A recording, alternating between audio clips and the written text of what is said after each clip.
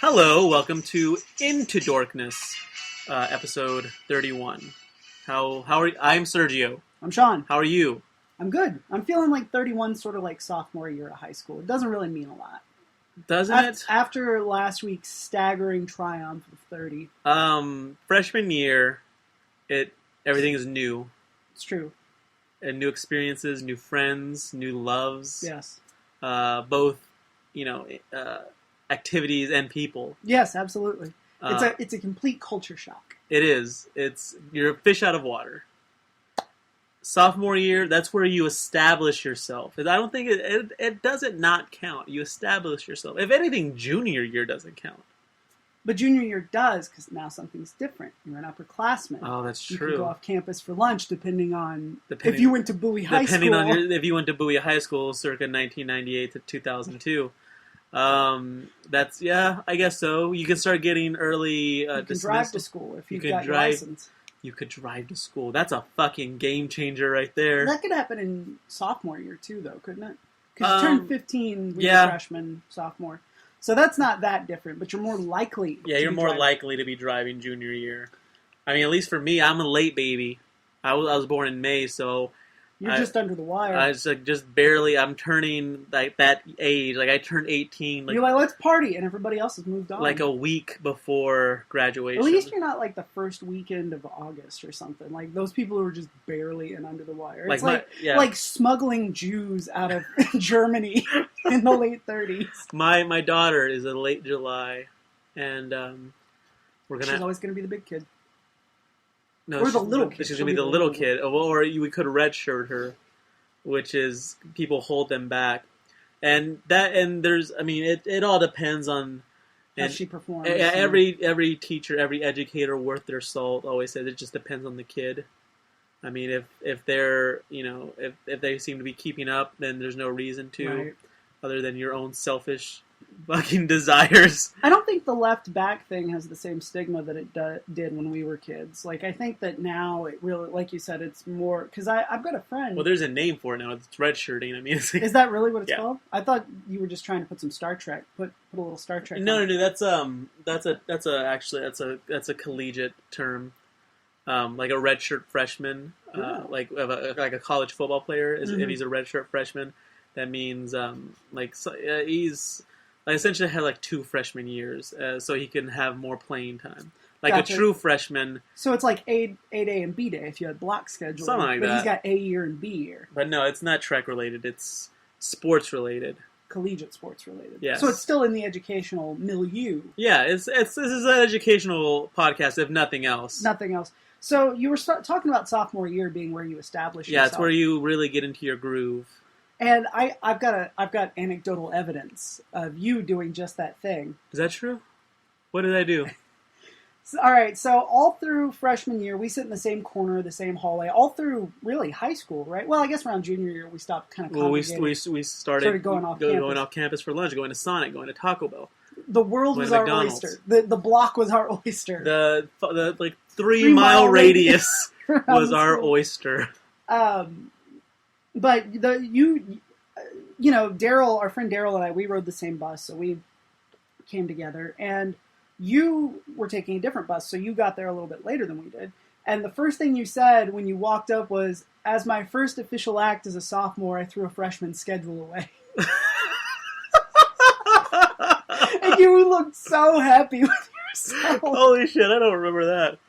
Makes sense. We all laughed. Makes sense. He could get another one. I wonder if I did do that, or if I was just making a joke. I always thought you did, but I tend to believe... I'm a little gullible. You're trusting. I am very Which trusting. is not a bad thing to be. Inherently.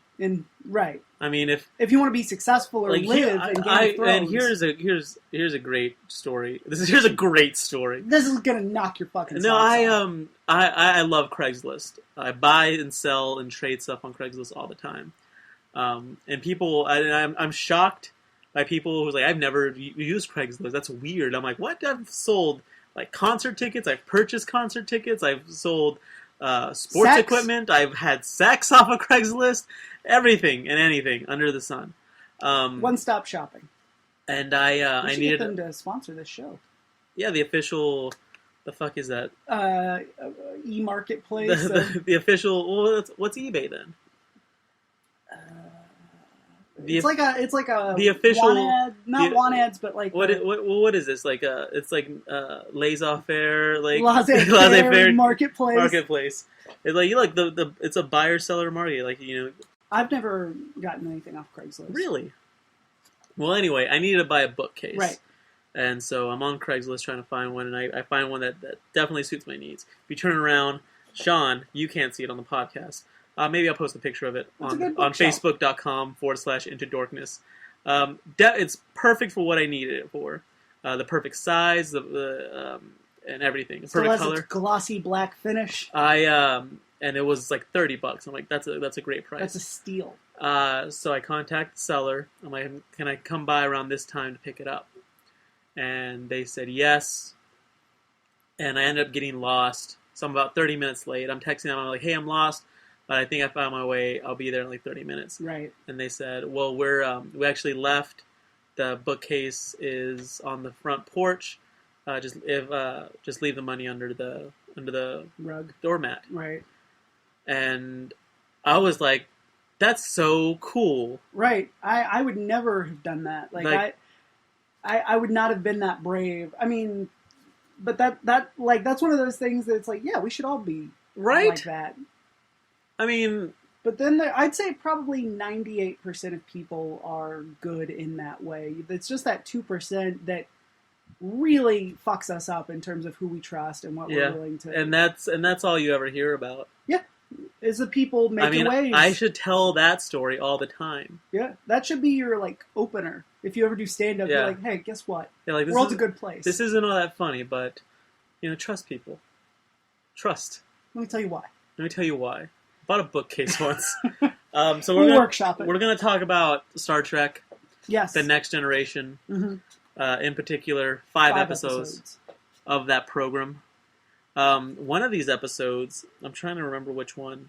Has titties in it. Has boobies. No, The Hunted. The first Star Trek episode of the 90s. Ooh. It aired January 8th, 1990. 1990, man. Almost. No, it's over. Yeah, sorry, my brain's fried. It's 23 years old. Yeah. Almost 24. Your brain, like, really, you couldn't do that math in your head? It's Sunday. Are you tired? Yeah. What'd you do this weekend? We had tacos on Friday. I've been recovering from tacos ever since. I went to a professor's house last night, and this professor is a drinker, so I didn't get drunk. And a thinker. Yes, she's both. So today I've just sort of been like, not hungover exactly, but it's like anytime I drink beer, usually the next day I'm just kind of like, So I've been kind of just... Maybe you've developed a gluten allergy. Maybe. I'm reading more and more stuff about gluten. About how... I think I'm going to major in gluten. At least a minor in glutenonomy. Well, from what I'm reading, apparently our bodies weren't meant to process like wheats and grains, for the most part. Because I mean, you think about the paleo man. Think about the caveman. All they did was eat raw meat. Whatever they can find on the ground that didn't kill them. Yeah, meat and fruits and veggies that they picked. That they were able to pick off the whatever was naturally growing. They didn't harvest anything. They weren't farmers. Agricultures. Yeah, agricultures. They weren't agricultures. Agriculturers. Yeah. Agriculturists. Which that's the single greatest achievement in mankind. Agriculture. Yeah, I mean, if you want to. What about snowboarding? Oh shit! I forgot about snowboarding. Forget about Shaun White all the time, which is fucked up. It is fucked up. It's insulting, is what it is, and I'm sorry, Shaun White. Sean, call me. Can we get real for a minute? Yeah. Shoot me a text. It's been too long. Yeah. I've got a bookcase I want to sell you. I've got no more need. I've got no need for it any longer. Yeah. So there was an episode. It was called The Vengeance Factor. The away team, they're in the ship, and it's all junked up. They're investigating it. Yep. Dr. Crusher finds some non-human blood, just kind of like on the floor or something. Just kind of like, hey, it's blood, but it's not. Hey, you guys. hey, look, Blood! gross. And there's a door. It's she pays Worf $1 to lick it. It's and he's like, I'm not going to do that. $2. Well, shit. Shit. $2? You more or less triple dog dared me. Yeah, Klingon never backs down from a triple dog dare. And he licks it, and he dies. Credits. No, a door is like bolted shut, and Worf can't open it. So Data completely emasculates him and just opens it very easily with his robot arms. Android arms. And then android arms. Apologies. And then they open the door, and there are dead bodies in there, but they're not really dead. They just look dead. They're just nearly phasered to death. Which is a rough state to be in. Yeah, I mean, it's... Well, we talked about this. Like, when we're old, the second, like, our minds... I mean, not the second our minds... I want to be of mice and men. But not the second our mind starts to go. Yeah, but like, give it a few seconds to make sure it's gone. Yeah, now I'm just, like, dicking around with you. Yeah, because sometimes I like to do funny voices and stuff. I don't... Or act the fool. Exactly. Like, I don't want to end up dead because of my proclivity for jokes. Like, one of Shakespeare's most famous tropes... most famous archetypes. So Picard thinks it might be the Gatherers, this group called the Gatherers, who are basically space pirates. Right. Which sounds pretty awesome. It does. It also it sounds a little bit like Joss Whedon. I know you haven't watched it. I think he took some basic inspiration for the I think they're called Reavers in Firefly from this group. Although the Reavers are a lot scarier than these guys, but like pirates at the edge of space, sort of, with a one kind of gatherer type name. They like these guys look like extras from a small town stage production of Mad Max. They really do. Like Scranton, from the Michael Scott, if like Ed, he would have auditioned and not gotten the part. Exactly. So they hook up with there's some Sons of Anarchy going on. The Space Sons of Anarchy. Yeah. Because they look like bicyclists. Bicyclists? Motor bicyclists. They look more like Lance Armstrong than anything. Oh, yeah. So they've all got. They hook up with this lady from the planet that they're originally from to try to figure out what's going on. Right. And she looks like an old version of the girl from Neverending Story. Yeah, she doesn't seem to care either way. Picard convinces her that it's a problem that needs to be solved. She has 0 fucks in cold storage. So she comes on board, and Riker immediately begins spitting game at one of her servants. Yeah, who's a very lovely young lady. Her name is Utah. Which, the most beautiful world... the most beautiful state. The most beautiful state in this country. The most beautiful word in the English language. Utah. Just let it roll off your tongue, let it pour out your mouth like molasses. Utah. So they dip down to the Gatherers to talk to them, but they're ambushed, and there's a firefight, which is actually really exciting. There's it's an actual firefight, like a shootout in space, which you don't see a lot of them. No, you don't. So Riker, Worf, Geordi, and Data are able to get the upper hand, and Worf throws some shade their way, saying that they stink. They're like, you need to take a bath. You can suck and stuff. Take a bath. Use soap.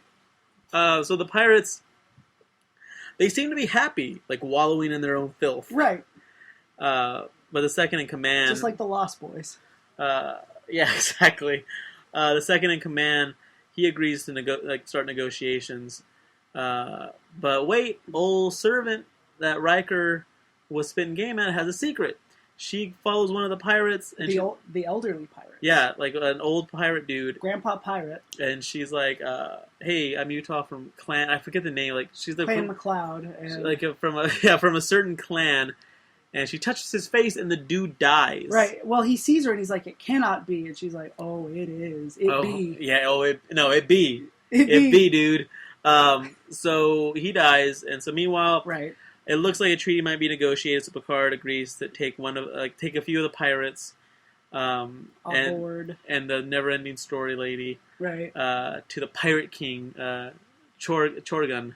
Chorgan, of course. And they find the body, and the pirates don't really seem to care all that much. They start stripping him. They totally Elder Scrolls his body. This guy's like, I saw him first, I claim his shit, and the guy's like, approved. He's like immediately. Yeah, all right, let me stamp that Rubber for you. Stamp that, right? And he starts taking his boots and shit. So one of the pirate guys, he starts immediately to throw shade on Wesley. He's like, "Hey, set the coordinates for this," And he's like, that's going to take us through an asteroid field. And Wesley nerds out, and he's all like, oh, we go this way, it'll only take 12.1 seconds longer. He's like, what the fuck ever? Yeah, he's like, whatever, dweeb. He's like, he continues to pester Wesley at 10 forward, and then immediately wigs out on him. Like, he's like, oh, you don't have a sense of adventure? And he's like, at least, like, I don't smell like shit. He's like, you don't know what it's like, this is how I live, man. And storms off. With his amazing hair. Well, like, he says something about his kids, and That's right. Wesley's like, you have children? In the same tone that, like, I think in my head when I see dudes that I knew from, like, 10 years ago who are crust punks and are still crust punks now, and I see them with their kids. You have kids? Yeah, like, you have kids? That's so sad. Oh. I have one dude in particular I'm thinking of. Do I know him? No, and that you're better for it. Well, I'm too trusting to know a guy like that, probably. Exactly. You'd have taken advantage of me. So Riker and Utah have this other conversation where she reveals that she can do whatever she wants, but like she chooses to be a servant. Mm-hmm. And Dr. Crusher calls Riker over and tells him she's like, hey, I found out what killed that old pirate dude. It's a microvirus that would only kill like 1 in a million people. And Riker's like, that's a hell of a narrow focus. And she's like, too narrow. She's like, no shit, dude, it was murder. Like, seriously? Yeah, like, you seriously, don't get it? You don't get it? I mean, I know you didn't go to medical school, but you did, like, you're supposed to be, like, smarter than most of Starfleet. Okay. Clearly earning that paycheck. It's just a job, man. Utah rolls into Riker's quarter. Just marking time till I come into my inheritance. Right? You ever see My Own Private Idaho? I'm Starfleet for pay, man. I never saw that. I didn't like it. My uncle was obsessed with that movie for a while. Really? Like, this was before, like, purchasing VHS was that prevalent. So he would just go rent and rent. Over and over. I wonder why. I don't know, man. Well, I guess if it's before purchasing VHS, we're talking early 90s. I would have, early 90s. I was, like, 8 or 9. Because I watched that movie on my honeymoon, and both my wife and I were kind of like, meh. I don't know. Well, then again, like... But the movie at that point is, like, almost 20 years old. Yeah. So, like a lot of the incendiary stuff probably seemed pretty tame. Yeah. And then you're just left with very flat direction and sort of over the top. Back then, it was the shit. Yeah. No offense to Gus Van Sant. I think he makes good movies sometimes. Sometimes. Elephant wasn't good. I didn't see that. Finding Forrester was also not good. So, they start smooching Utah and Riker. And she's all like... I'm just a stupid person who feels no passion. And Riker's all like, I can change you, baby. And he's like, remember this. He's like, I can change you, baby, with my love making. And I just want to be like, dude, she's a space pirate killer. And by that I mean, like, she's a killer of space pirates, not like a... She's a space pirate who also is a killer. Yeah. People accuse me at times of being obtuse in my usage. Needlessly obtuse. So they reach Chorgan, who attacks immediately, but like it doesn't really affect the Enterprise. It's almost just annoying to Picard. Yeah. Picard tells him he starts to tell him to slow his roll, but doesn't even like. He's like, "Hey, this is Picard." The USS, boom, and they fire again, and so he basically physically and verbally backhands. Yeah, he's Chorgan. like, can we take out their shields without hurting them? Right? Yeah, and Worf is like, "Yeah, we can do this," and so they do that. And they're like, oh, they're hailing us now. And Picard's like, that's better. He's so good in this. Just like the way he delivers. The show, you mean? Yeah, just in general? Patrick Stewart. Like, just the way he delivers lines that if they were delivered incorrectly would just make the show really cheesy and ridiculous. If you've got Kevin Sorbo delivering these lines, it doesn't work. But yeah, whenever he says something Looking right at you, Andromeda. Yeah. Gene Roddenberry's Andromeda. No, like, I forget which episode it is where he says, let's raise our voice a little. Yes. God, that's such a badass line. Yeah, and this week, I think it's in The Defector, whenever he's talking about, this is just a tap on the shoulder. Yeah. When the Romulans are shooting at him. So good. So, Picard's like, shut your stupid face. We're beaming on board. So they started the negotiation process with Picard mediating. He's actually doing a really good job. Like, he's like, he's able to actually mediate, get them to talk. Well, the Enterprise, they find an old picture implicating Utah as a murderer. Like, it's a picture from like 60 years ago, and she happens to be on it. And they're like, that doesn't make any. And Riker's like, she hasn't aged a day. Like, I fucked an old. But Like, he's visibly upset, but why? Is it because he fucked an old?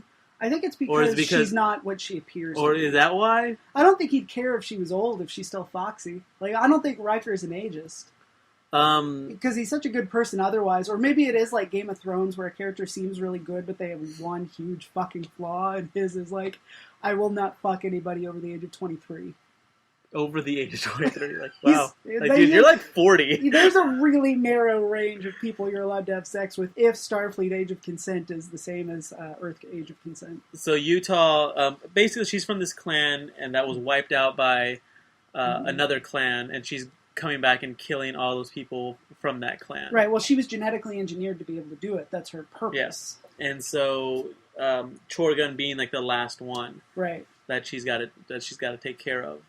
And so she's about to kill him Mm-hmm. when Riker shows up, spills the beans on her, and he's forced to fucking vaporize her. That's a pretty cool scene. He's like, "Don't do it," And like she and it's like almost how like I feel like with my kids sometimes.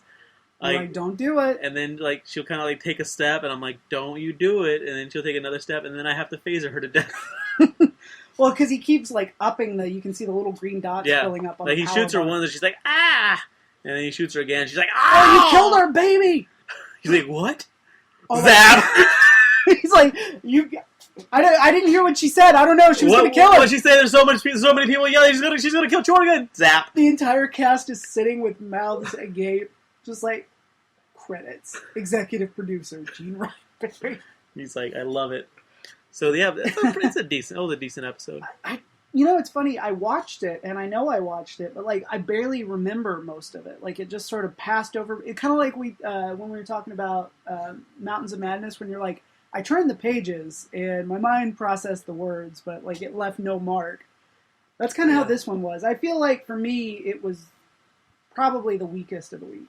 I think that Effector is the strongest of the week. Yeah, this the is weakest of the week. And it's another Ronald Moore episode. Picard is directing Data in a scene from Henry V. In which he's also acting somehow. Because he's got a huge... Patrick Stewart has a huge Shakespeare I know, but boner. I'm trying to figure out in continuity, like, did he play that part and then add himself to the program? Because they can do that, can't they? They could probably record it. I don't know, but maybe it was just kind of like one of those things where you just like notice, and like it's not supposed to be him, but it is. Right. Whatever, it's fun. And it's a scene from Henry V. I said that. Oh, did you? Yes. Sorry. I was like, is it Patrick Stewart? Like, I was gearing up for this all through Vengeance Factor. I was like, don't forget. Don't forget, it's Patrick Stewart. You can't remember how many years old the episode is, but you're gonna remember this. Goddamn. Riker interrupts with news of Romulan chicanery. That should have been the name of the episode. Romulan chicanery. A scout ship has dipped into the neutral zone.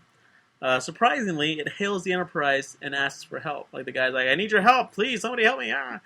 Turns out he's being chased by a Romulan warbird. Yep. Like the scout ship is being chased by a warbird, which doesn't make any sense. No.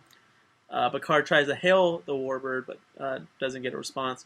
They are not available. They intercept the scout ship, which forces the warbird to cloak and dip out. So they beam the dude from the scout ship aboard. His name is Cetal. And he's like, I need to speak to Picard immediately. Right. I've got info on a secret Romulan offensive. He's like, they've installed the secret base on this planet. It puts them in range for a huge attack. It's an overture to war. Yes, absolutely. Everyone seems pretty skeptical, though. But then all of a sudden you see the ship blow up, which was also pretty awesome. Yeah. It was I think it was David who said, like at the time, that was a pretty startling TV moment. Yeah, because you're like, oh shit, that's crazy.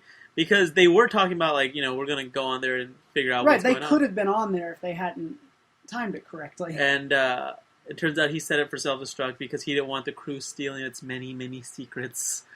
Because he doesn't want to betray them that far, just a little far, I guess. Maybe it's like Riker serving on the Klingon ship. He's like, I'm not going to betray them, but I will serve you. Exactly. In this. Okay. Then they reference the episode "The Enemy," whenever where Geordi falls into the pit, and the Romulan. Yes.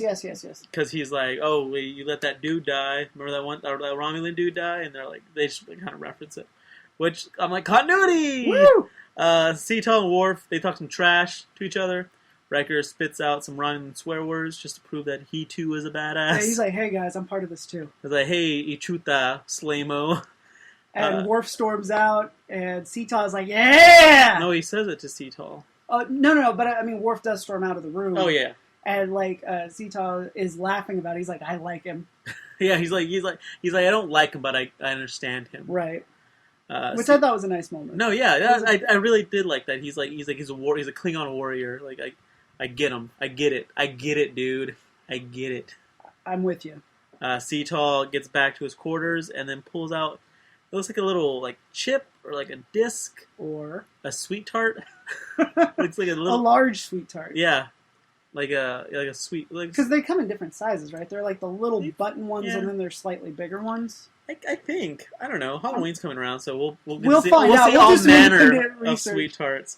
So Starfleet Skypes with Picard to tell him that the Romulans are demanding Cetal's return. But they defer to Picard's judgment. Right. He's like, you're the one who has him on your ship. We trust you. Yeah. So they start to doubt Cetal's honesty, and Picard wonders if his injuries were self-inflicted. Like, he has burns on his face. That's right. Riker and Troy, they grill him, and he calls them cowards. Meanwhile, everyone's trying to figure out what to do to avoid a war. Right. At 10 Forward, he and Data share a moment. He seems pretty interested in Data. He's like, there are Romulan geneticists who would love to get their hands on you. Grubby little hands on you. And Data's like, that thought is not, I don't find that thought comforting. And he's like, nor should you. So they end up in the holodeck recreating Romulus, the Romulan homeworld, obviously. And he gets really emotional. He's like, turn it off! It stirs up something in the cockles of his heart. Yeah. For sure.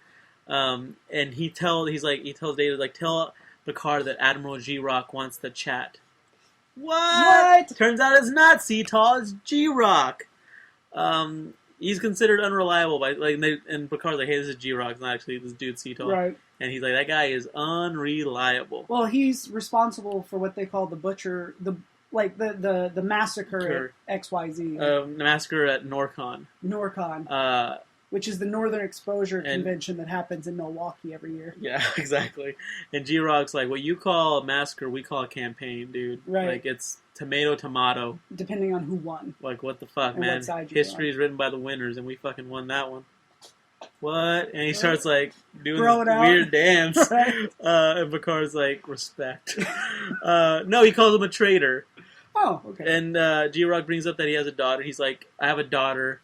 He's like, if you had children, like, you would realize that the first time you see your daughter smile at you, you have to make the world a better place. For her, not just for her, but for all children. But Romulan High Command wouldn't listen to him. Nope. So they sent him off. They censured him, is what he says. Which is bad. And so, he's, like, doing some, like, he's, like, way off and doing some, like, busy work, essentially. They kind of put him at a shitty position out of the way. And he keeps getting this information about this secret base, and so he's like, I got to stop this. Right, we cannot have a full-out war with the Federation. My baby girl, she'll think her pappy's a traitor, but at least she'll grow up thinking. At least she'll grow up. But at least she'll grow up. Right. She'll be grown up. Which I listened to a Taylor Swift song today called "Never Grow Up."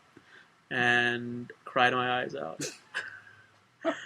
So he provides Picard with all the info, but nothing is there. Like, not even evidence that anything was ever there. Right. Well, they find, like, a weird transmission coming from that area, right? But there's nothing visible. Like, no evidence. Like, they don't find a base. They don't find any evidence that a base might have been there and then demolished. Right. It turns out the Romulans pegged him for a traitor and fed him false info to see if he'd really turn, and he took it. Hook, line, and sinker. And now they know. Like a fool. He ate it up like delicious pudding. So Tommy Lack, who we remember from The Enemy. Mm-hmm. The snake oil salesman. He shows up and he's like, oh, look at what we have here. Now, Picard, it is you who are in the neutral zone. You're gonna get smoked. Picard's all like, eat a warm bowl of dicks, dude. Yep. Because, he's like, you're here, dude. We have every right to attack you. Mm-hmm. Like, what's up? Picard's like, well, we can attack you too. He's like, yeah, but you've got one ship. Like you can't, like you're gonna die. And and he says like, I'm going. The proudest achievement of my career is going to be displaying the Enterprise's broken hull in like the capital city on Romulus. So it'll serve as inspiration for like future generations and a warning to future traitors like this asshole. And Picard's That's good writing. No, it's really awesome. Like you, like at this point, you're like, you fucking get him. And Picard's like, just like, cool as a cucumber. Cool, call him Joe Cucumber. And he's just like, that's his name in college. And he's like, oh yeah, word. And then bam, Klingon warbirds, uncloaked. Yep. There's like a whole grip of them. They're outflanking the warbirds. And Tommy like starts acting brand new immediately, and he's like, "Oh yeah, well, you're still not going to survive." He's like, "Yeah, neither will you." Like, so what the fuck? Are you ready to die? What the fuck you want to do, homie? Make a call, make a shot. What's up? Take your play. And Tommy like, "Fuck you," and dips out. You bitch.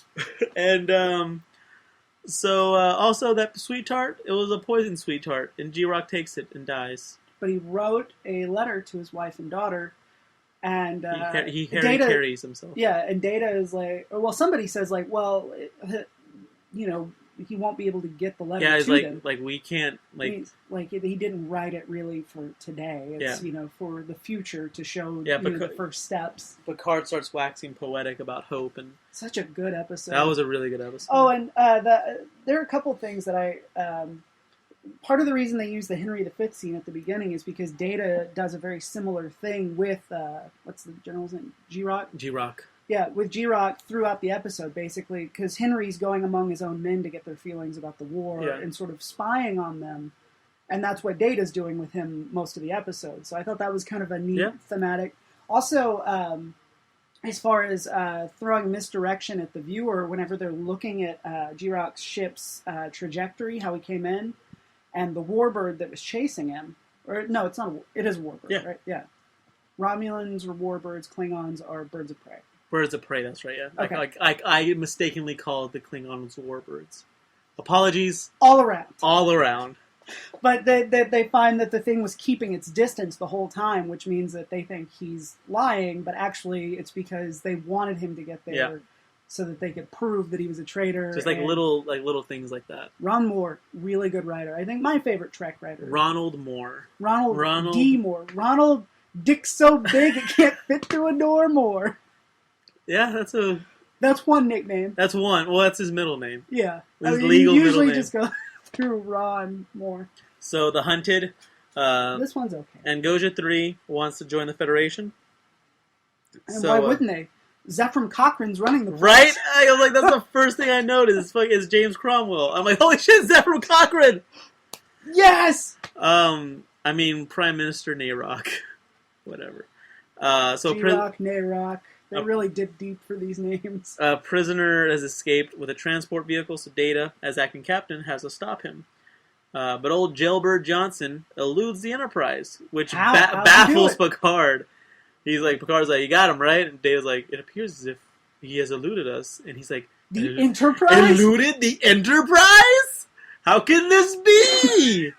Those words don't go together in the English language, Data. Unless there's a not in there somewhere, like a negative word. Right, a negation of anything's ability. I'm waiting for the negation, Data. And he's like, there is none, sir. God! Bless him! God! Because Data is also often accused of being needlessly obtuse in his language. So Picard and Riker head back to the ship, and they find the drive section of the ship where the dude... the transport vehicle is separated, and they find the drive section where he should be, and it heads straight for the Enterprise, like it's kamikaze. Yep. But it just bounces off the shield, which is awesome. Yeah, that was pretty cool. And they find no life forms inside. They scan it, no life forms. This guy's Batmaning them. He's John McClaning them. But Data knows what's up. He anticipated this, and they find an escape pod. He's like, I thought that this might be what's up. Yeah, because he's calculating based on his previous attack modes and stuff, right? And so, exactly. And he extrapolated. He uses math. And they find the escape pod, but there's still no life signs, which is weird.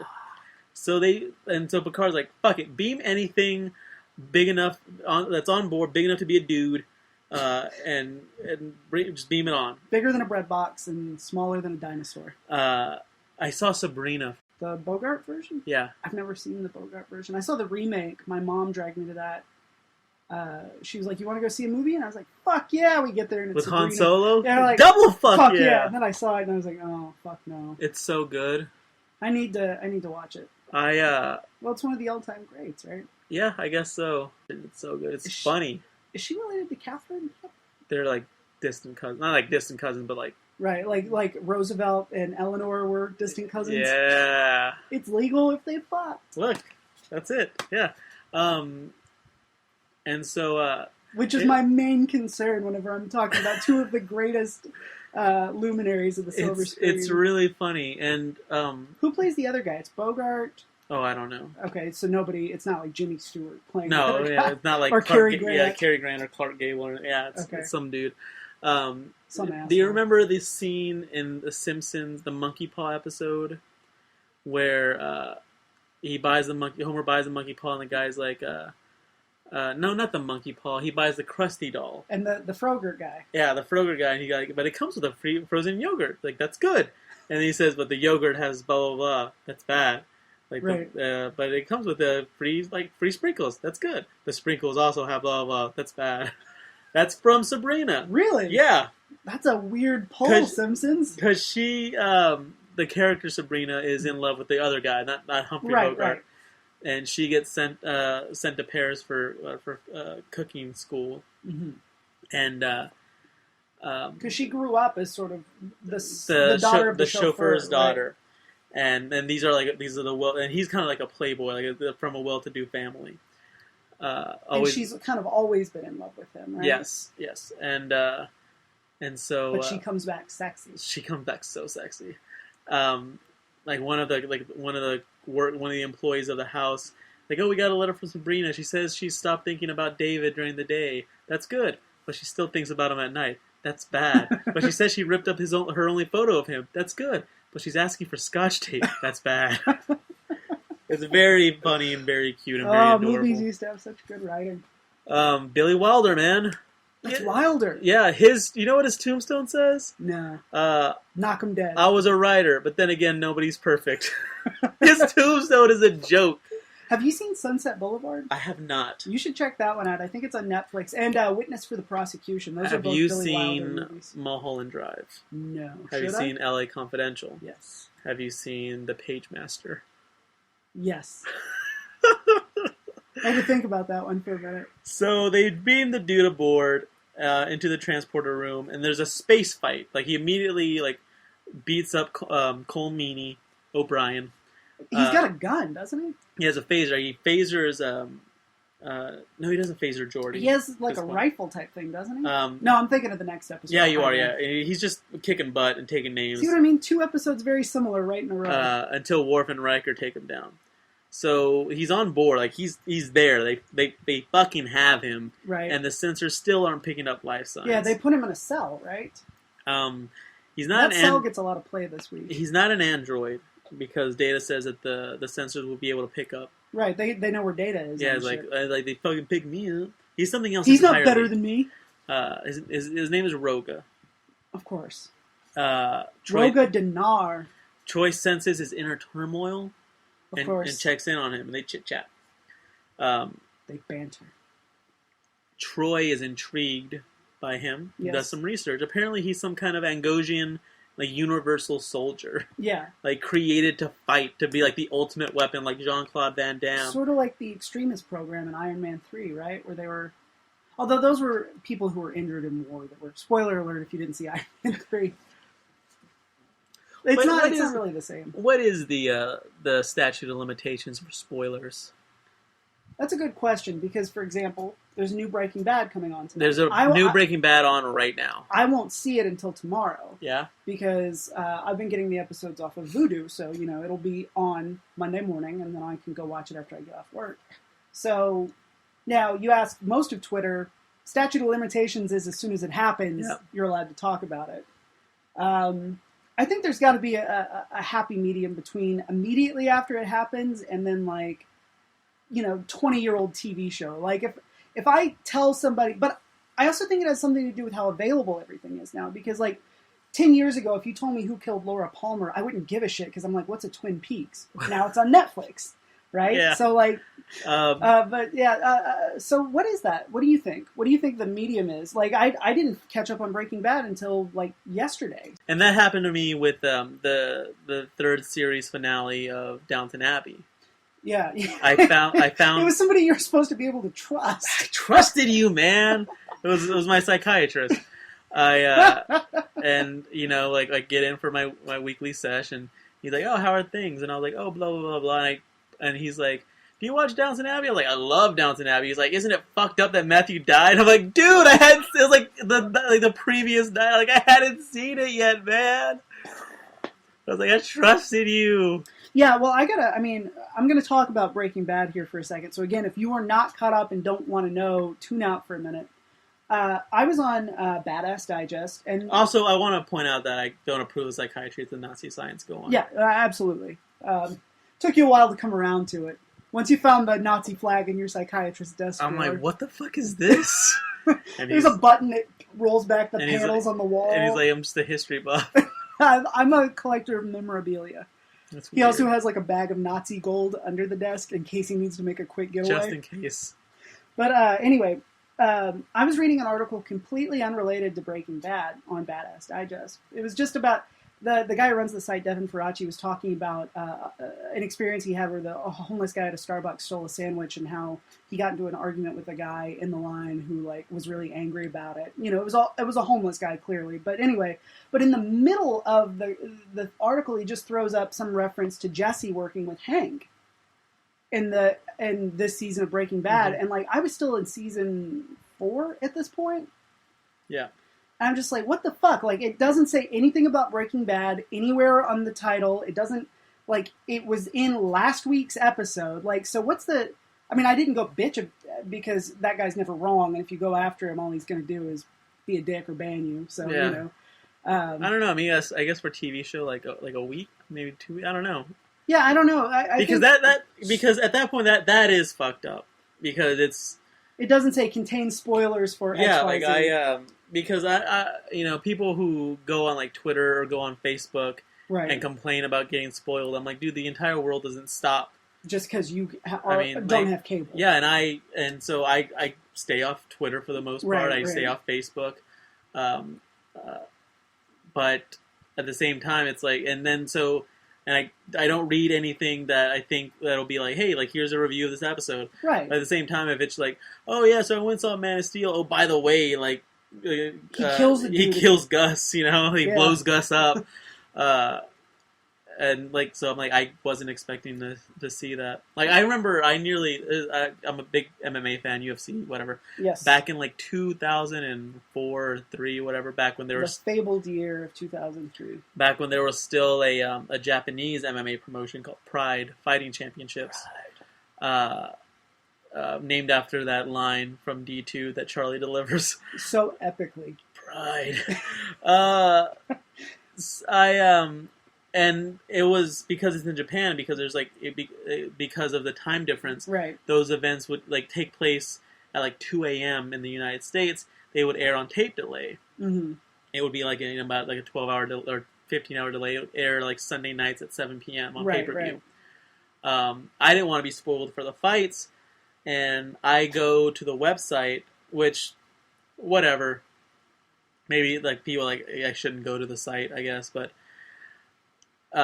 Because it hadn't aired in North America, and this was a North American English-speaking site, right? I figured that they would not spoil it. Right. And sure enough, the headlines so-and-so wins, so-and-so stops so-and-so in the first. And I was like, dude, what the fuck's up with that? And one of the moderators whatever, you're so American-centric, there are other people in the world.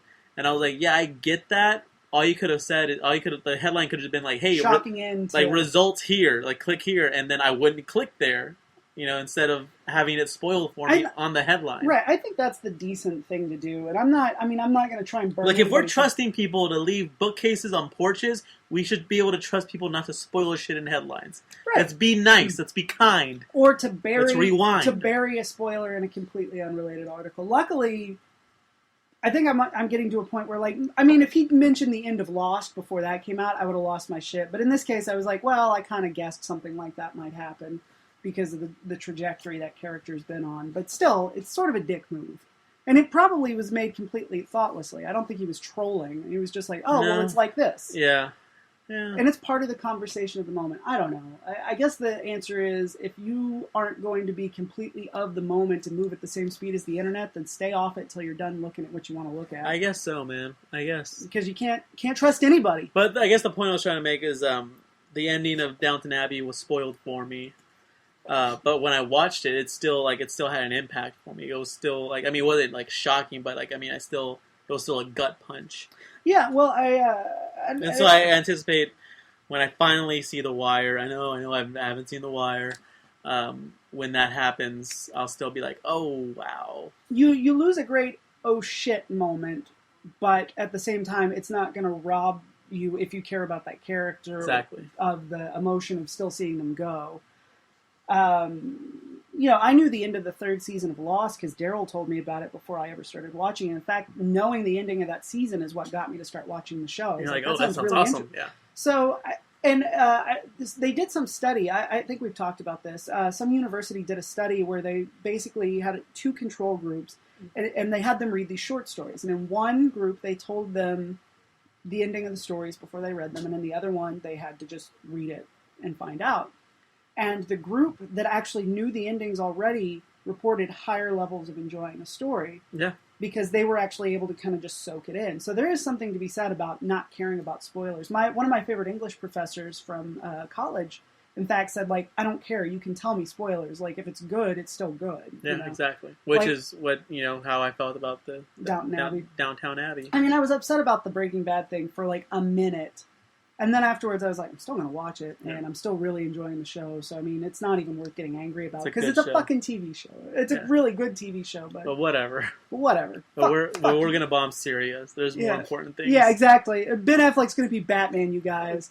So don't get so upset about Breaking Bad spoilers. Yeah, that's going to end. Batman's still in front of us. Every second we spend on Breaking Bad. Getting mad about Breaking Bad spoilers is 1 second you're taking away from signing a petition to have Batman fired, or Ben Affleck fired from Batman. Get Batman fired. So yeah, Troy's like, oh yeah, Star Trek. Like, you've done like these like crazy aggressive like violent things, but like I don't get that from you at all. Right, I'm reading a real nice guy vibe. Like, you seem like a really nice guy. You just need somebody who understands you. And so, like I said, she does some research. She finds out that he's like this universal soldier type dude, and because he doesn't have a criminal record, and he was in a military prison. And so the Angosians are like, yeah, we weren't equipped to fight this war, and so we universal soldiered this volunteers. Dude. Well, not just him, but a whole army of them. But then after the war, warriors. They couldn't readjust, Rambo style. Exactly. So we sent them to the moon. And so, but this one got loose in a small town, and Dennehy just couldn't take him out. And the sheriff, fucked it up. The sheriff was just a dick. I remember I didn't see Rambo. Like, I was familiar. I think we watched First Blood together. Yeah.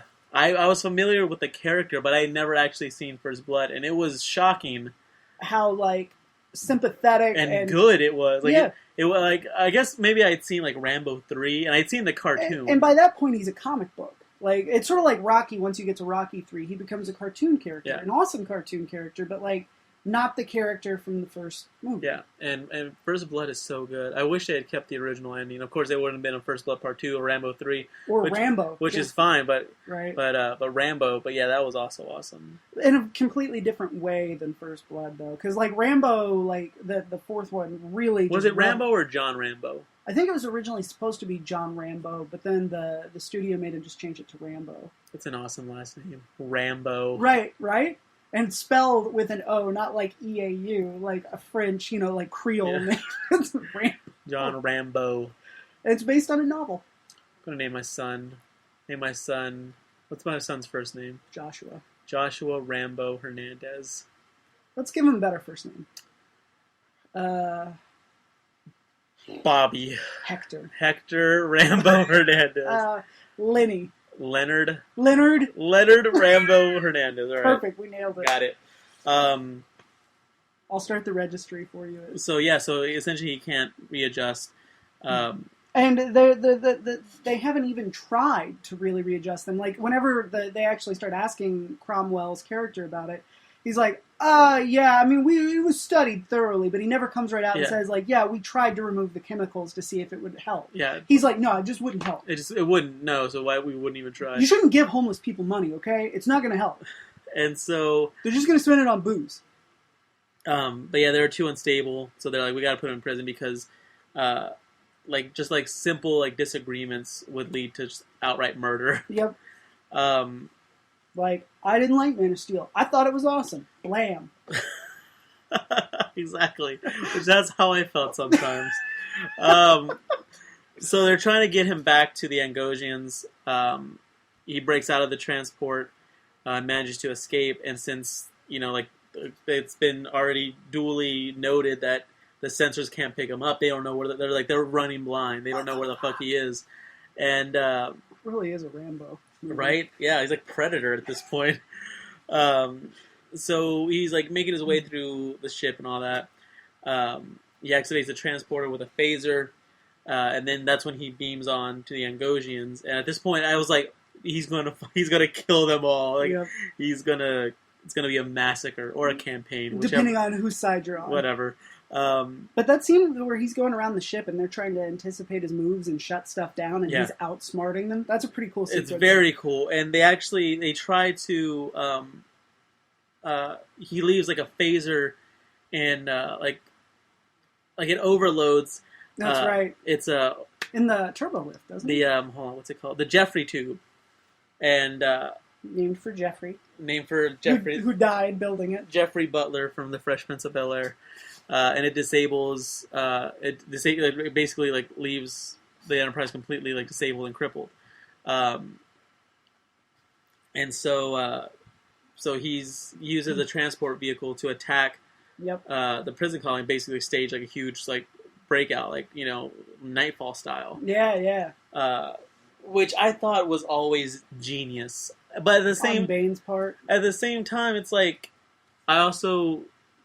It's dude, if you're that tough and you got so much venom, why don't you just beat Batman? Right, what pride is there in beating a man who's exhausted, pushed to the limit? Yeah, and when he does show up at Wayne Manor, Batman can barely fight him. He's throwing weak punches, and Bane's just just shrugging them off. Right.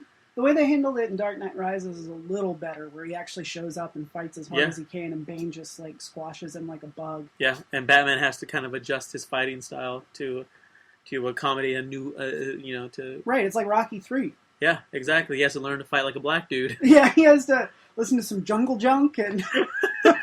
Paulie.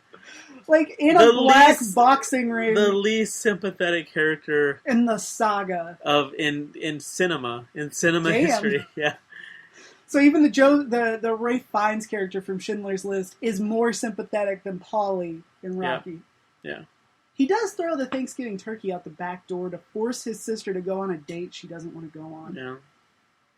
And also Power of Attorney. Ruins their lives. That's a huge miscalculation on Stallone's part. Audiences will be down with this. And now, if they did that and at the end of the movie... Tommy Morrison died. Tommy the Machine Gun? Yeah. Of what? Probably HIV-related illnesses. Did he have it? Yeah. Oh, okay. He had the high five. Rest in peace. Which ended his boxing career. Well, yeah. Obviously. And he admitted, he's I've led a fast, reckless life. And, I've got my comeuppance, whatever. Oh. But I think he used the phrase, fast and reckless. And then tried to make a comeback. And he was like, oh, that was a false positive. I don't have the HIV. And then he, took the test. And they're like, see? Or presented test results.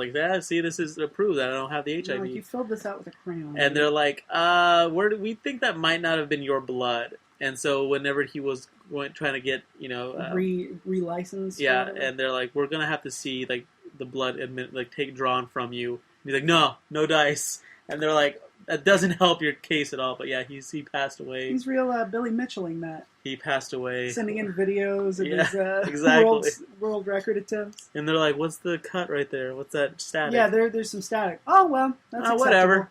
He doesn't have AIDS! But he passed away. Oh, okay. Well, anyway, Rocky V, like, the movie ends, he's still poor. Yeah. And, like, got into a shitty street fight. Like, it's the weirdest Rocky movie there is. And there's a Rocky movie with a robot. Yeah. Think about that. Rocky IV is awful. Oh, the fight is amazing. Like the boxing match is incredible. It's got the weirdest music in the Rocky It's got like movie. That two synthesizer. It's got like two anthems, like montages. Yeah, the movie is mostly montage. Yeah. After Apollo dies and before the fight, like there's a montage where he's by himself, and then Adrian shows up, and then there's another montage, and then there's a fight, which is also sort of a montage. You can't win. Now, what's Talia Shire? Talia Shire. Yeah. I'm thinking of Talia al Ghul.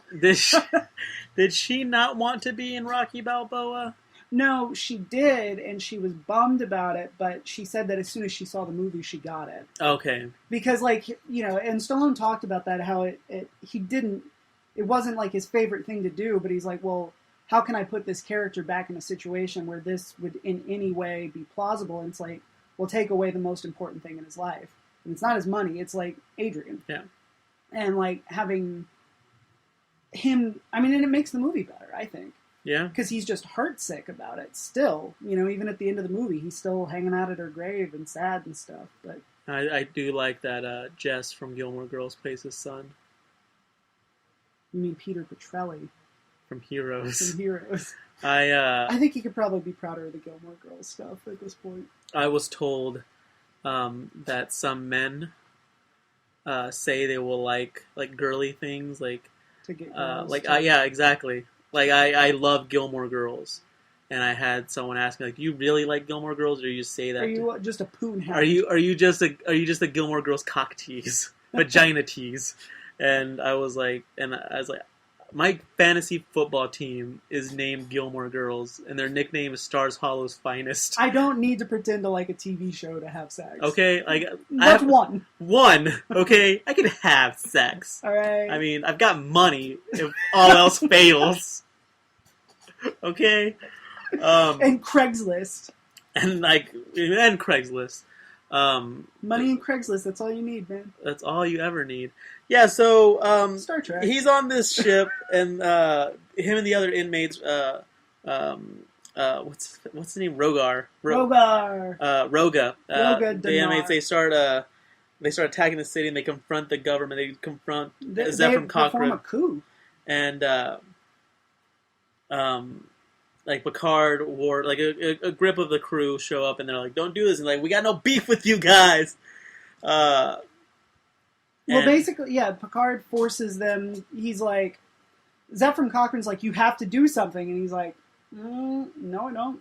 Essentially, right? Yeah. Picard's like, no, your history's going to grow, and I suspect it's going to grow quite a bit in the next, few minutes. You're welcome to reapply for membership in the Federation at any time. Yeah, and which I was like, yeah, like, shit like this happens all the time. It's still happening today. Yeah, coups happen all the time, and for bad reasons and for good reasons. Yes, Egypt. And yeah, and and that's and especially now in the age of Twitter.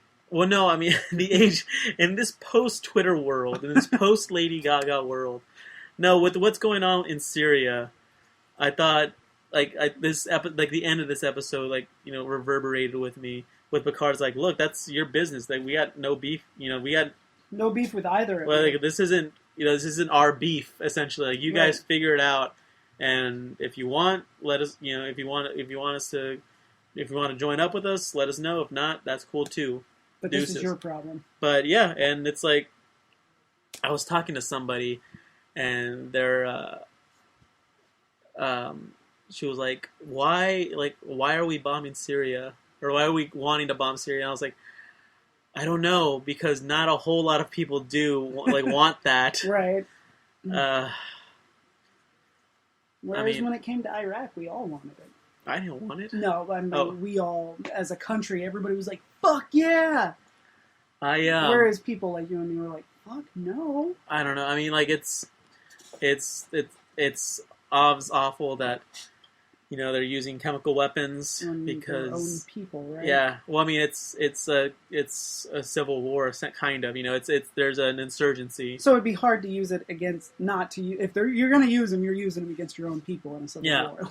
But at the same time, it's like they're not really efficient chemical weapons. They're not proven to be efficient, and so it's like they're just dropping like stink bombs from Spencer's and shit. Yeah. Well, I mean, like it's kind of like if you want to drop a stink bomb, like in a classroom, but you drop it in the hall, so it ends up stinking up the entire hall and other classrooms and all these innocent people who you don't hate. Yeah, like like Mr. who have not been tormenting like Mr. you. Shishakli's algebra class had nothing to do with it. Those poor souls. With Miss Cannon's English class, who've been tormenting you all semester. Gotcha. But yeah, Syria. Oh man. But I like The Hunted. I thought it was pretty good.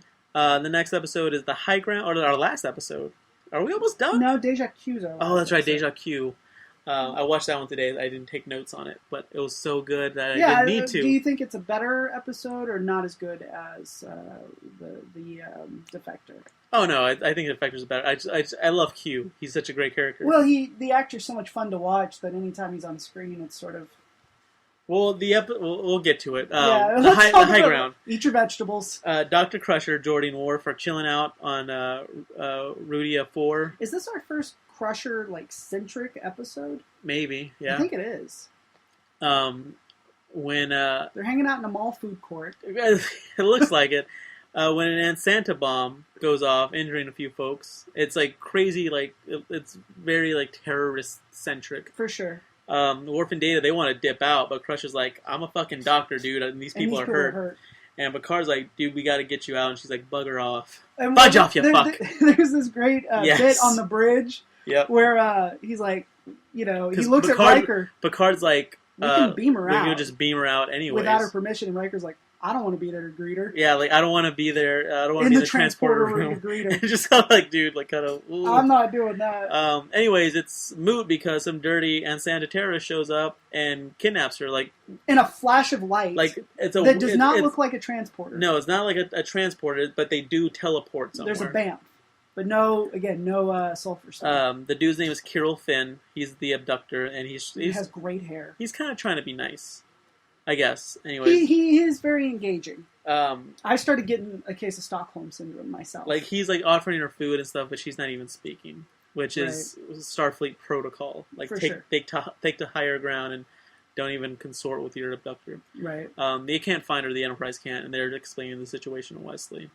And there was this really Wesley loses his shit. No, he doesn't. No, actually, he handles it like an adult. Yeah, he's permission to be on the away team to find her, and Picard's now we got to use your big brain to figure out how they're transporting. Yeah, and which I think, I mean, obviously, he didn't want her there because it's too emotional situation. But it's also a good use of his talents. Yeah, but probably a better use than sending him down with a gun. Yeah, because.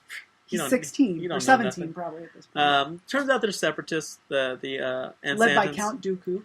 Yes, and it turns out their teleportation process is called the inverter. It's making them all sick. It's killing them. It's changing their genetic code and killing them. Right. And Kirill's like, hey, can you take care of these people? And she figures... she's like, it's too late. Yeah, she's like, I don't know what the fuck's going on, but these guys are going to die. And he's like, oh yeah, they told us the inverter would do this. And she's like, oh shit, dude, you're pretty close to dying too. Holy shit, you sent me through that thing! You dick! This episode's... I mean, it's a good episode, but so. There's not much happens. There's a lot of rhetoric. That's exactly what happened. Basic... terrorism versus freedom fighters type rhetoric. But I thought it was really interesting. No, yeah, absolutely.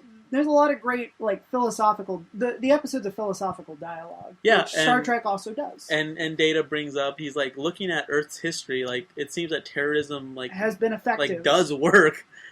And actually brings up that Ireland was united in 2024, which kept this episode from airing in Ireland, in the United Kingdom, like, for a long time. We can't let people know. Like we can't let them know that this is coming. This is actually like they have to get there on their own. Prime Directive, right, Prime guys? Directive, this Prime is the Directive. guys at the BBC. Exactly. Which I only thought that England had like 3 channels. I thought they had like BBC, BBC One, BBC Two. Yeah, I heard the Austin like Powers song. Sky Sports, and like 12 channels, but they have a bunch of channels like we do, so it's not that quaint. It's not so twee. I remember my dad telling me once, like in the early 90s, we were watching some Mr. Bean TV special, and he's changing channels on his TV, and he only flips it like 3 times, sees nothing's on, and turns it off, and I was like, how many channels do they have in England? And he was like, 3, and I shuddered. You shuddered. So the Sanshians invert onto the Enterprise and kill some folks, plant a bomb. Luckily, Geordi is able to alert the bridge, and there's a really cool moment where he unfastens the bomb. Well, he unfastens it and puts his communicator on it, and like he's like it's like lock onto my signal. Like it's 3 feet away from the whatever it was set to blow up, the engine core, and they transport it out, and it blows up immediately upon getting into space, which was very cool. Right, he says lock onto my signal and beam it 2 kilometers off like the starboard bow. Yeah. And like they look at Picard and he's like, do it. Yeah, and they do it, and it blows up immediately. And he says later, like a millisecond later, like a millisecond later, and we would all be dead. Yeah, we'd be dead.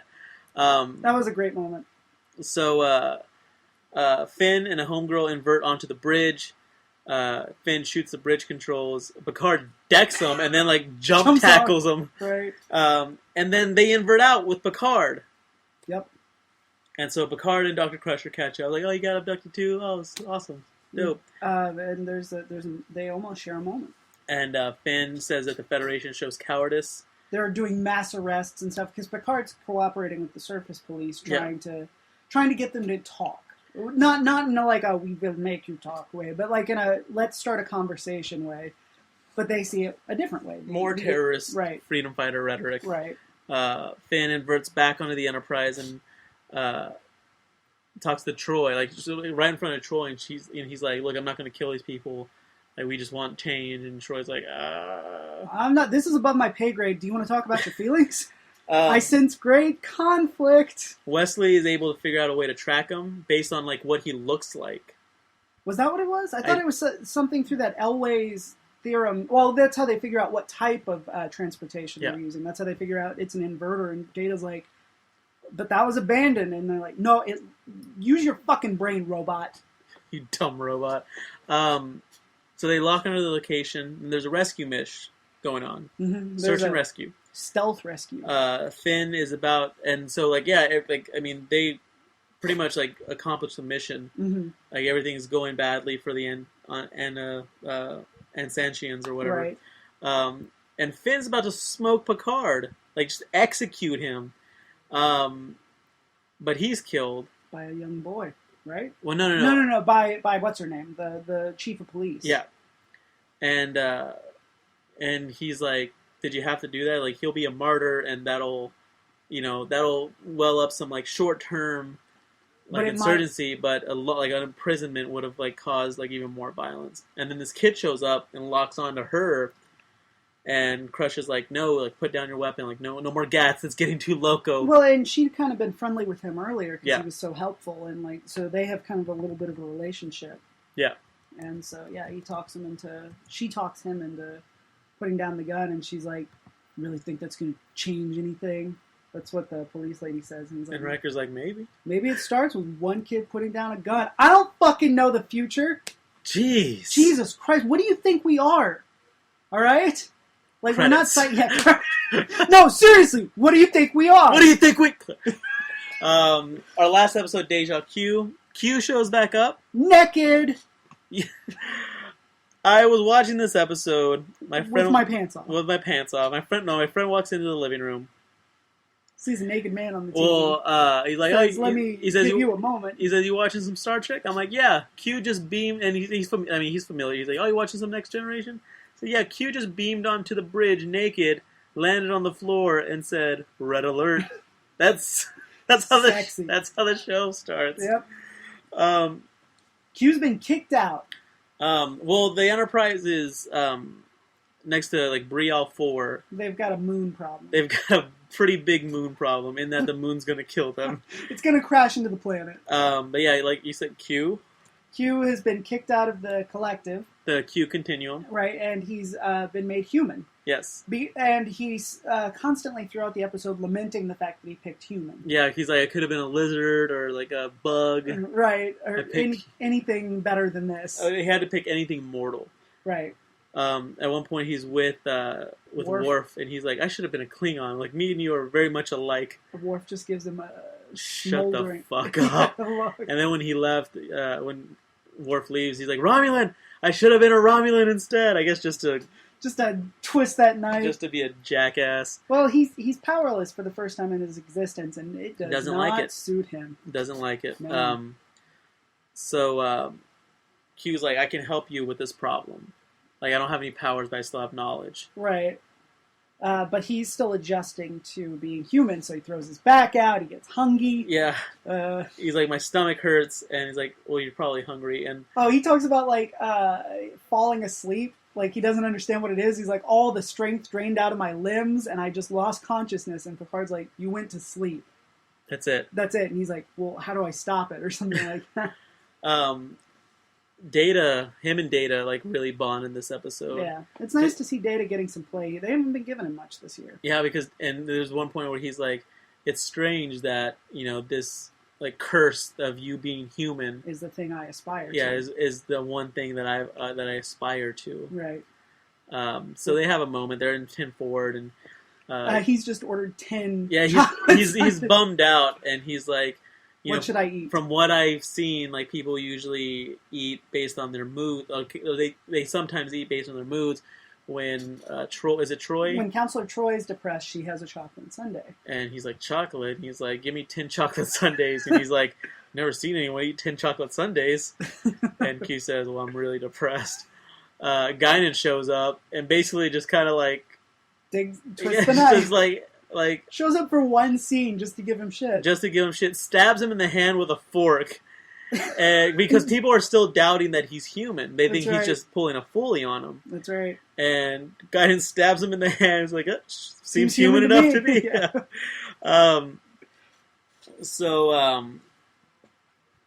Eventually Q gets tired of being human. He's like, I can't do this. Like, I am a lousy human. I don't have the heart for it. Right. For the first time, I feel frightened, and I don't like it. This sucks. And so essentially what he's gonna do, he's found out a way that he can save the planet, by stopping, like, he's gonna stop the moon from crashing into the planet, but he's got to sacrifice himself. I thought it was the aliens were after him, those light aliens. Oh, that's right, he was human, and they keep attacking the ship. Because he was dicks to them. Right, and they have to lower the shield to implement his formula to be able to move the moon out of the way or back into its right orbit. And but every time they lower the shields, the ghost aliens show up and start trying to steal him. Data saves his life. Yeah. And actually gets fried in the process. And almost, dies. Yeah, air quotes, dies. Right. And there's a scene where he comes to visit Data, and Data can't talk to him because they're still having to recalibrate his language circuits. But he can hear, he can listen. Right, and what does Q say to him? He says something. He basically says, like, you're like, I'm human right now, but you're more human than I'll ever be. Right, and he's like, if it's any consolation, I hate being human, I don't know why you'd want it, but if it's any consolation, yeah, you're more human than I would ever be. So basically, he figures out, like, they're never going to stop. Yeah. So he steals a shuttle and flies out so that the aliens will come after him. I assume that's what he was like. Whenever he left, I'm like, oh, he's going to figure out a way to save the thing. I'm always trying to outsmart Star Trek, but I never do. I never do. Never do. And then Q2 shows up. It's Corbin Burnson. And he's like, what are you doing? And he's like... And he's like, oh. Hey, guess what? I got you kicked out. Well, yeah, he was like, you're my only friend. He's like, yeah, well, I got you kicked out. And he's like, what? And he's like, "You're always a dick to everybody, and if these light aliens trying to take you away and torment you isn't any indication, like you should not be a dick so much." He's like, "Well, I'm going to sacrifice." No, he doesn't use the word sacrifice. He's like, "What are you doing?" And he's like, "Well, I'm just trying to end this horrible short existence." And he's like, "Yeah, but you're also going to save all these people in the process. Are you doing a selfless act?" And he sounds so bummed out about it. And Q kind of has that little smile. He's like, "I guess it is a little noble, or something." Yeah, a little bit. Yeah. And so Q2 is like, "All right, I guess you can have your powers back." Q shows up on the bridge of the Enterprise with a full mariachi band, and he's dancing and loving it. The trumpet. And then he pops in cigars in Riker's and sexy ladies and Riker's and Picard's mouth, and they just both fucking cigars. And he's like, sexy ladies. And Riker's like, I don't need your fantasy women. He's like, I don't need you to give me fantasy women, bro. I don't have to pretend to like Gilmore Girls to get pussy. All right. Exactly. Gives him one of those. So uses powers to restore the moon. They save the planet. Right. And he says to Data, "I'm going to give you a little parting gift." And Data's like, "I don't want you to make me human." And he's like, "No, that's not what I'm going to do." And then he touches him. And then Data starts kind of crack up a little bit. Yeah, he does a little. And then just starts laughing uncontrollably. Right.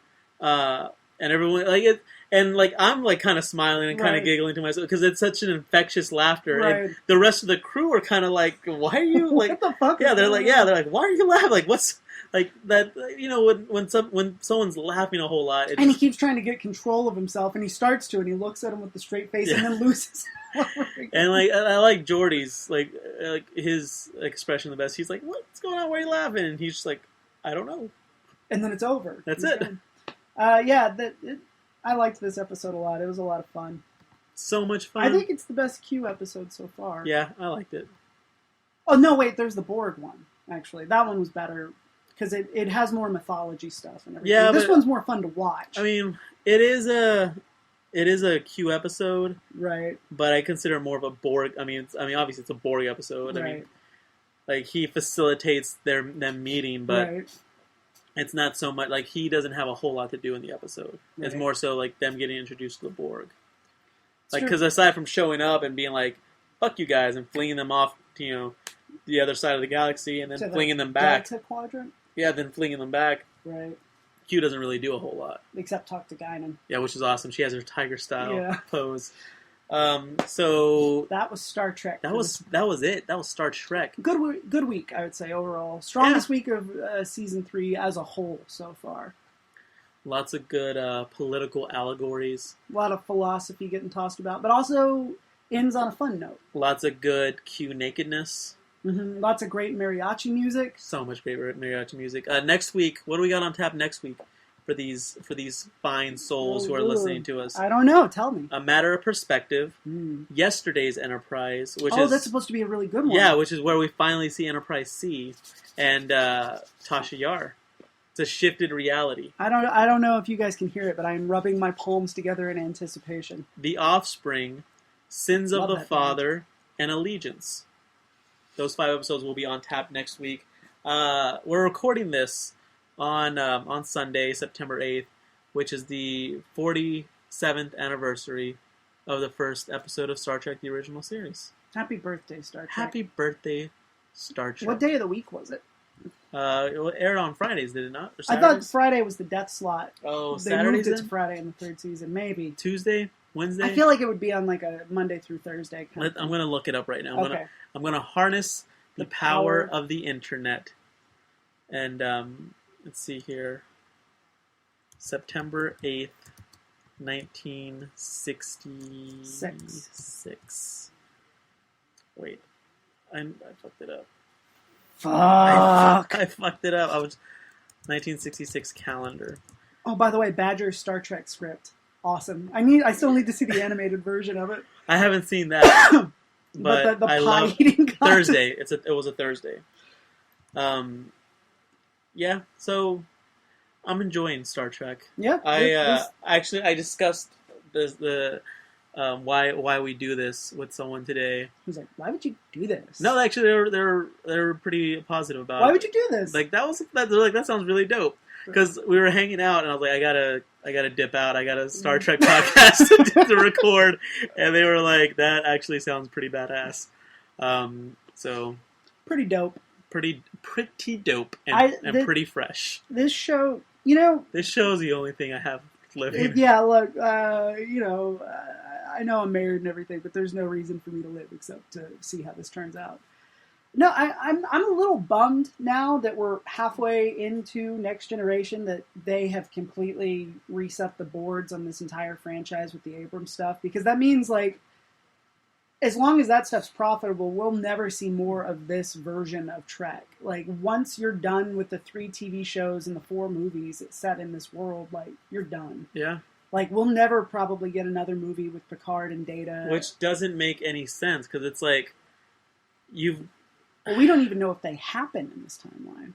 I mean, you could make it in the original Trek timeline. Yeah, exactly. Just like, hey, this, like, I mean, they set it up in Star Trek 2009 that, hey, this is an alternate timeline. An alternate timeline, which you posited that it's not even an alternate timeline. It's a mirror universe. It's a mirror universe. Or an alternate universe version. Yeah. Because there's way too many continuity gaps for it to actually just be an alternate timeline. Alternate timelines don't change the evolution of different species. No, yeah, like, and that's absolutely right. I mean, you get, because everything before that point before the in Star Kelvin Trek was destroyed, right? It's supposed to be the exact same. It ain't. But it ain't. So mirror universe. I like that idea. Me too. Better. Maybe they reveal that it is a mirror universe at some point. Knock on. Now that JJ, what's a MacBook made out of? Space wood. I got wood right here, bro. Now that J.J. Abrams is onto Star Wars, who would you want to do the next Star Trek movie? Like, if you got, like, pick of the litter, any filmmaker working today. Woody Allen. I was going to say Wes Anderson. I'm going to go on a 10-day drunk, and then I'm going to go... The Duplass brothers.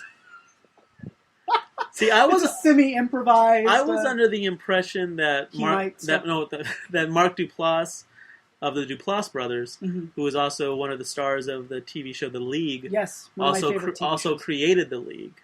He did not. Because I was like, that's a weird, like, stylistic jump from the stuff he normally does, right. like mumblecore. Well, he and his wife, Katie Hazelton. Yeah. Yeah, or both. Yeah, like, their first big thing was the puffy chair, where they play a couple basically on a cross-country road trip, trying not to break up. And I mean, like, this kind of, like off-kilter, like, comedy super drama. Twee indie, yeah. And then The League, which is... it's bro TV in a lot of ways. Sometimes, it's better than bro TV, but, like... not bro TV exactly, but it's like man TV. Like, it's definitely like a mainstream man can watch this TV show and enjoy it. Yeah.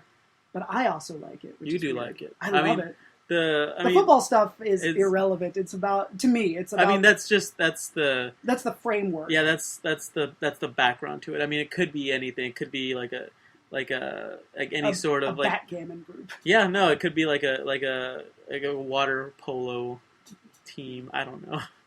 But yeah, I watched some of The League today because they just added season 4 to Netflix. They so did. I'm watching it. Yeah, it's good. Rafi taking baby Jeffrey to his swim lesson. Yeah, and hooks up with the teacher. Yeah, and like is trying to get her to leave, and she like I have to teach this class. Thank you so much for listening. Please tell any of your friends you think might be interested. Visit us on Facebook.com/into Dorkness. Send us an email.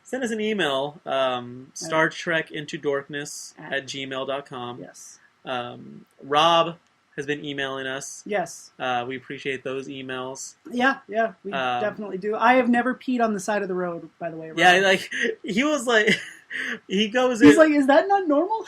The email, he goes into, like, theology, but of atheism. Like a very, well-written, well-structured, well-argued, like, mini thesis on, like, atheism and, like, brings up, like, theories that people have brought up. Right, and, all like, these Wikipedia articles. Like, recommended reading and stuff. Right. And then it was like, and also, like, you motherfuckers ain't never pissed on the side of the road before?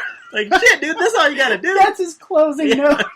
Which was pretty awesome. Which that is made me laugh. one of the many reasons I love Rob so much. Yes. And we love all of you. We love Yes. everyone commenting on the Facebooks. On the Facebooks. Yes, all the Facebooks that you guys are commenting on are superb. So thank you for listening. Until next week, LLAP. KO. This has been an Internet production.